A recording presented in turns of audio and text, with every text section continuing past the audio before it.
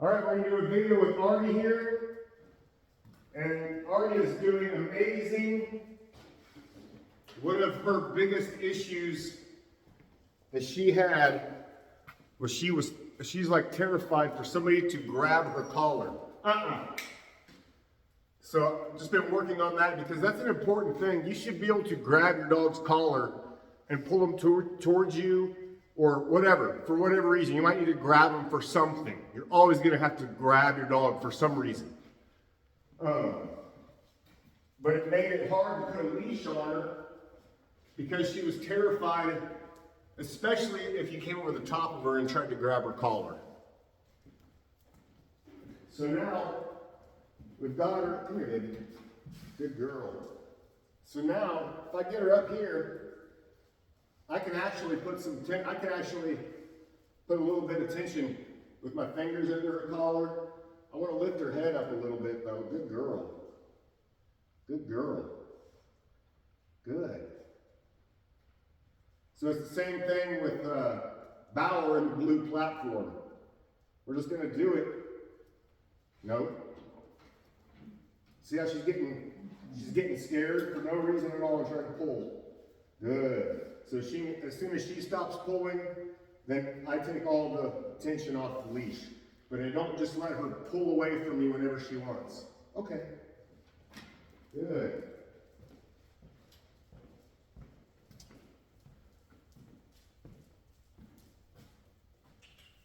Good girl. So a big thing is you cannot coddle fear in a dog. You can't, too many people dwell on what the dog's past might have been. Somebody may have beaten them, somebody may have been mean to them. Come on. And that very well could be. But also something you always have to think about is there's a lot of dogs out there that are horribly, horribly mistreated. And that dog will still greet you with tail wagging and nothing but love. So when you get dogs like this that are just scared of everything, it's probably not because they were abused or beaten so much as a lot of genetics.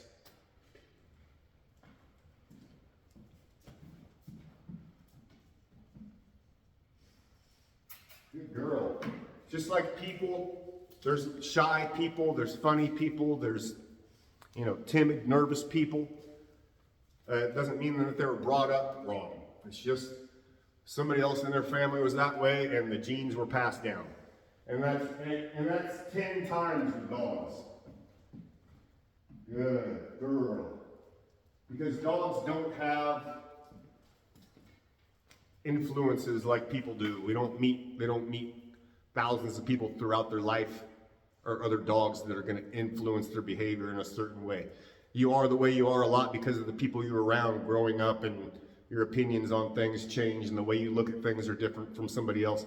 Dogs, if they're born really timid, they're going to be kind of timid the rest of their life.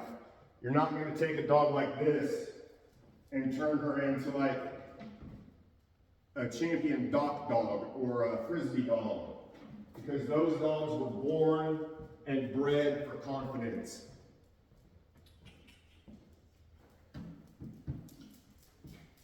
Good. But she is doing amazing now. I'm going to actually try to walk her around with just my hand holding her collar. Come on. Good.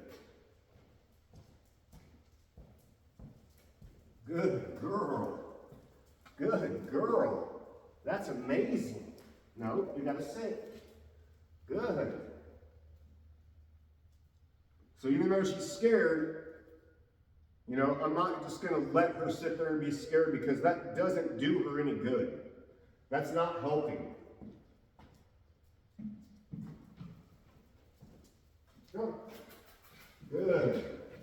Even though she's scared, she's still going to have to overcome some obstacles. She's going to have to move. Come on. Good. Come on. Good girl.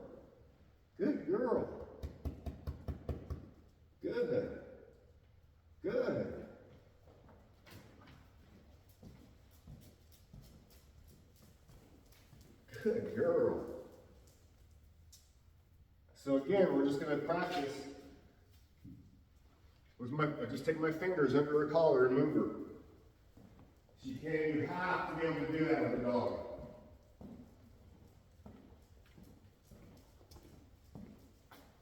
Good. Come on. Let's see how she was going to lock up and just kind of let me, and just belly. If she locks up and just freezes, I'm not going to stop.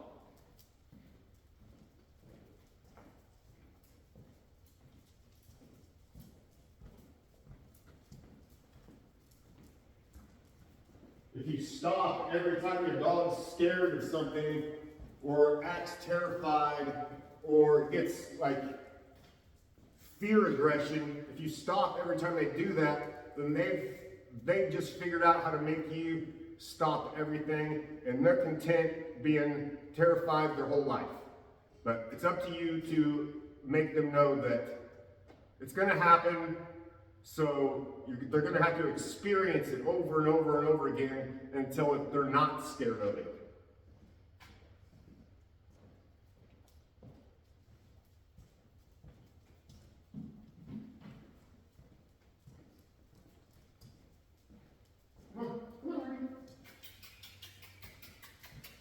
Good girl. Good girl. I can tell her body language without even looking at her, just because of the tension on the leash. So every time I get a loose leash with her, I know that she's starting to come out of it, and then as soon as I feel tension again, I know she's having doubts again. Come on. Good girl, Artie. Like right now, beautiful. Beautiful, and a little bit scared. A little bit scared. Come on.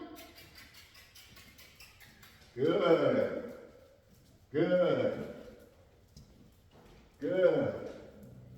Good girl. Come on. Very nice. Oh, look at you. Very nice. Very nice, honey. Very nice. Good girl. Sit. Good. Down. Down. Good. Artie, down. Come on. Down. You can do it. Good girl. So these kind of dogs are the biggest challenge, because people can't, no, I don't care how good a dog trainer is, they can't read dogs' minds. And this is pretty much just trial and error over and over and over and over again until figuring out what gets the best results. And by far just making them work through it, but in a way that you're not increasing their fear. But they've got to work through it. And you've got to change the way you are with your dog if they're like this. You can't be timid and fearful too. You got a timid and fearful owner and a really timid dog, you're just gonna be a timid, fearful pair. If you have a timid, fearful dog and the owner is too aggressive or too heavy-handed, then you're gonna have a disaster that way also, because then your dog's just gonna constantly be scared of you. So you have to figure out how to be firm, but also fair, so they aren't scared of you, and it's just them. They're working through it, but you're not adding to the fear. Good girl.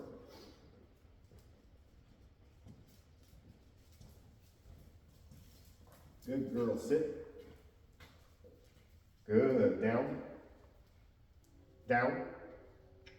Good. Good. This dog would not lay down next to me for nothing. And now she's relaxed. Here, we need to move the camera. Oh, we'll just do it over here so you can see.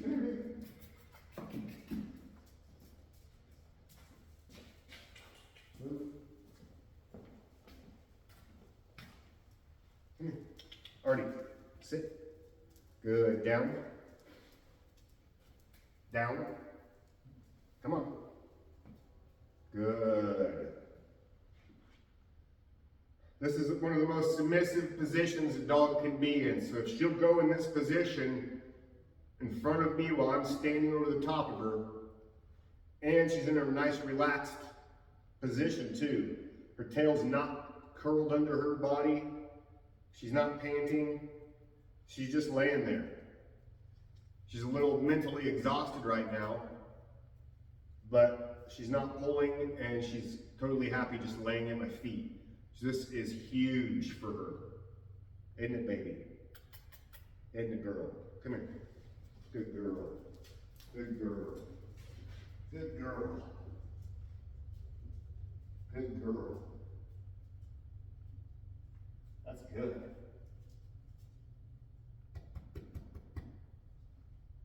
That's good, Artie. Come here, baby. Come here. No. You turn this way. Let me take the collar off.